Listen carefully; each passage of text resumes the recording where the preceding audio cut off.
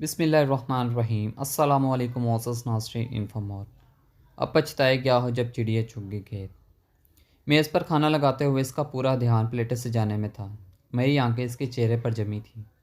میں نے آہستگی سے اس کا ہاتھ تھاما تو وہ چونک سی گئی۔ میں تم سے ایک ضروری بات کرنا چاہتا ہوں، کافی ہمت جتانے کے بعد بالآخر میرے منہ سے نکلا۔ وہ چپ چاپ کرسی پر بیٹھ گئی۔ اس کی نگاہیں چاہے میز پر مرکوز تھیں، پر ان میں سے اٹھتا درد میں بخوبی محسوس کر رہا تھا۔ ایک پل کے لیے میری زبان پہ تالا سا لگ گیا، پر جو میرے دماغ میں چل رہا تھا اسے بتانا بہت ضروری تھا۔ میں تمہیں طلاق دینا چاہتا ہوں۔ میری آنکھیں جھک گئیں۔ میری امید کے برعکس اس نے کسی قسم کی حیرانی و پریشانی کا اظہار نہ کیا، بس نرم لہجے میں اتنا پوچھا، کیوں؟ میں نے اس کا سوال نظر انداز کیا۔ اسے میرا یہ رویہ گراں گزرا۔ ہاتھ میں پکڑا چمچ فرش پر پھینک کر وہ چلانے لگی اور یہ کہہ کے وہاں سے اٹھ گئی کہ تم مرد نہیں ہو۔ رات بھر ہم دونوں نے ایک دوسرے سے بات نہیں کی۔ وہ روتی رہی۔ میں جانتا تھا کہ اس کے لیے جاننا ضروری ہے کہ آخر ہماری شادی کو ہوا کیا ہے۔ میرے پاس اسے دینے کے لیے کوئی تسلی بخش جواب نہیں تھا۔ اسے کیا بتاتا کہ میں نے اس کی جگہ اب کسی اور نے لے لی ہے۔ اب اس کے لیے میرے پاس محبت باقی نہیں رہی۔ مجھے اس پہ ترس تو بہت آ رہا تھا اور ایک پچھتاوا بھی تھا، پر اب میں جو فیصلہ کر چکا تھا اس پر ڈٹے رہنا ضروری تھا۔ طلاق کے کاغذات عدالت میں جمع کروانے سے پہلے میں نے اس کی ایک کاپی سے تھمائی، جس پر لکھا تھا کہ وہ طلاق کے بعد گھر، گاڑی اور میرے ذاتی کاروبار کے 30% کی مالکن بن سکتی ہے۔ اس نے ایک نظر کاغذات پہ دوڑائی اور اگلے ہی لمحے اسے ٹکڑے کر کے زمین پر پھینک دیا۔ جس عورت کے ساتھ میں نے اپنی زندگی کے 10 سال بتائے تھے، وہ ایک پل میں اجنبی ہوگی۔ مجھے افسوس تھا کہ میں نے اسے اپنے انمول جذبات اور قیمتی لمحے مجھ پر ضائع کیے، پر میں بھی کیا کرتا۔ میرے دل میں کوئی اور اس حد تک گر کر چکا تھا کہ اس کھونے کا تصور ہی میرے لیے ناممکن تھا۔ بالآخر وہ ٹوٹ کے بکھری اور میرے سامنے ریزہ ریزہ ہو گئی۔ اس کی آنکھوں میں آنسوؤں کا سمندر امڑ آیا۔ شاید یہی وہ چیز تھی جو اسے طلاق کے بعد میں دینا چاہتا تھا۔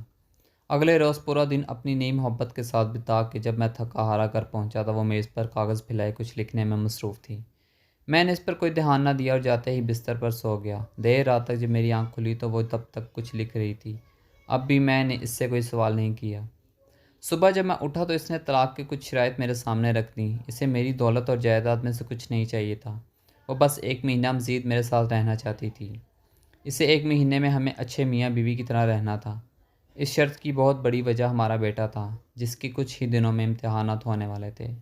والدین کی طلاق کا اس کی تعلیم پر برا اثر نہ پڑے، اس لیے میں اس کی یہ شرط ماننے کو تیار تھا۔ اس کی دوسری اور احمقانہ شرط یہ تھی کہ میں ہر صبح اپنی باہوں میں اٹھا کر گھر کے دروازے تک چھوڑنے جاؤں، جیسا شادی کے ابتدائی دنوں میں کرتا تھا۔ وہ جب کام پہ باہر جانے لگتی تو میں خود اسے اپنی باہوں میں اٹھا کے دروازے تک چھوڑ آتا تھا۔ حالانکہ میں اسے یہ بات ماننے کو تیار نہیں تھا، لیکن ان آخری دنوں میں اس کا دل توڑنا مناسب نہیں لگ رہا تھا، اس لیے میں نے یہ شرط بھی مان لی۔ اس کی ان شرائط کے بارے میں جب میں نے اپنی نئی محبت سے ذکر کیا تو وہ ہنس بولی، وہ چاہے جو بھی کر لے، ایک نہ ایک دن طلاق تو اس سے ہونی ہی ہے۔ میری بیوی اور میں نے اپنی طلاق کے معاملے سے متعلق کسی اور سے ذکر نہ کیا۔ شرط کے مطابق پہلے دن جب مجھے اسے اٹھا کے دروازے تک چھوڑنے جانا تھا تو وہ لمحات ہم دونوں کے لیے بے حد عجیب تھے۔ ہچکچاتے ہوئے میں نے اسے اٹھایا تو اس نے ابھی اپنی آنکھیں بند کر لیں۔ اتنے میں تالیوں کی ایک گونج ہم دونوں کے کانوں میں پڑی۔ پاپا نے ممی کو اٹھایا ہوا ہے، ہاں ہاں ہاں۔ ہمارا بیٹا خوشی میں جھوم رہا تھا۔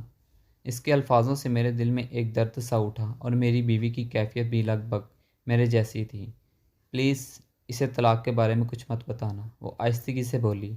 میں نے جواباً سر ہلایا۔ اسے دروازے تک چھوڑ کے بعد اپنے آفس کے لیے نکل پڑا اور وہ بس اسٹاپ کی طرف چل دی۔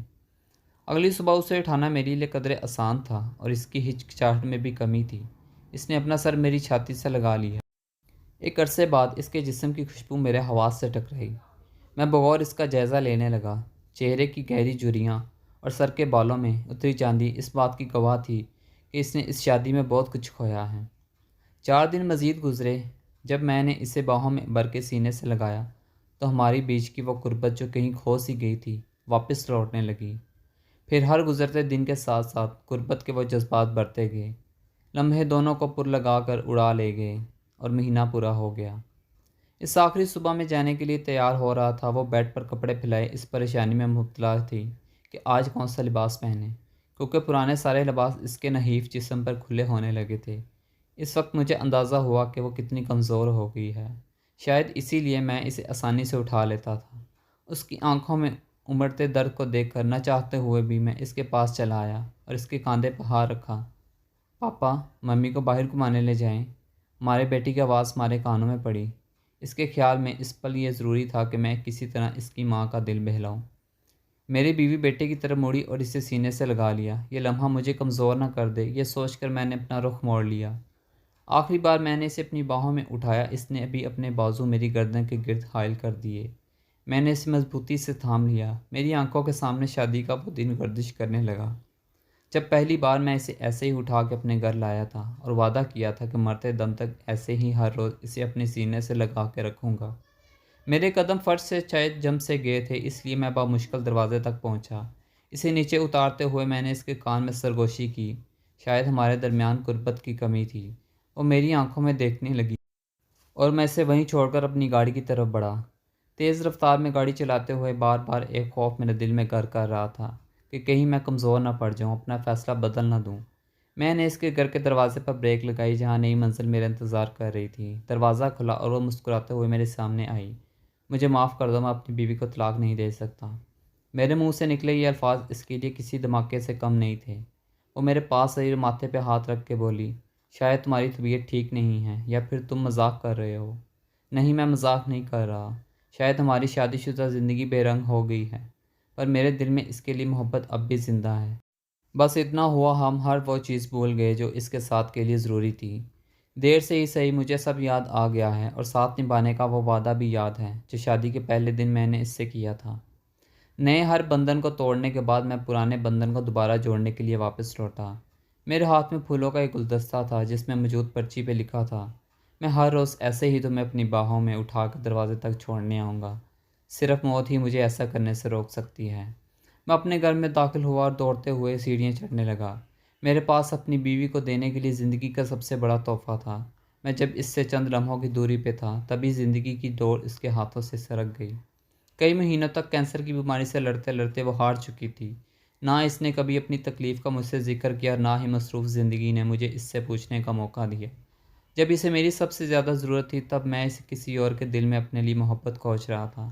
وہ جانتی تھی کہ اس کے پاس زیادہ وقت نہیں ہے، کہیں ایسا نہ ہو کہ اس کی موت سے قبل طلاق کا اثر ہمارے بیٹے کے دل میں میرے لیے نفرت کا بیج بو دے۔ اس لیے بیتے ایک مہینے میں اس نے بیٹے کے سامنے انتہائی محبت کرنے والے شوہر کا میرا روپ نقش کر دیا، جو حقیقی تو نہیں تھا پر دائمی ضرور تھا۔ یہ کہانی ان لوگوں کے لیے ہے جو اپنے بے رنگ رشتوں میں رنگ بھرنے کی بجائے ان سے دور بھاگنے کی کوشش کرتے ہیں۔ کئی بار یہ سمجھنے میں ہم دیر کر دیتے ہیں کہ نئے رشتے قائم کرنا زیادہ صحیح ہے یا پھر پرانے رشتوں میں رنگ بھرے جائیں۔ اس کا فیصلہ آپ کے ہاتھ میں ضرور ہے، لیکن ایسا نہ ہو کہ آپ وقت پہ فیصلہ نہ کر سکیں اور اس تاخیر میں ہاتھ ہمیشہ ہمیشہ کے لیے خالی رہ جائے۔ تو دیر مت کیجیے۔ تھینکس فار واچنگ انفو مور، ملتے ہیں نیکسٹ ویڈیو میں انشاءاللہ، تب تک کے لیے اللہ حافظ۔